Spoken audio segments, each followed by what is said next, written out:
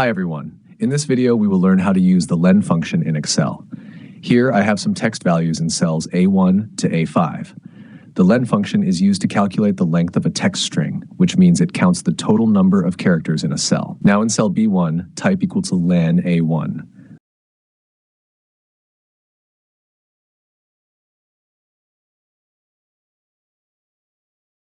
Then press enter.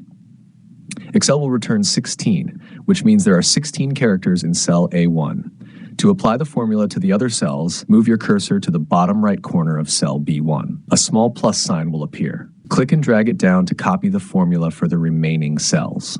Excel will now count the characters for the other cells as well. Remember, the len function counts everything, including spaces and punctuation marks. For example, if a cell contains 5.55, the result will be 4, because Excel counts each digit and the decimal point. To learn more useful Excel tutorials, watch my other videos. Thanks for watching, and subscribe.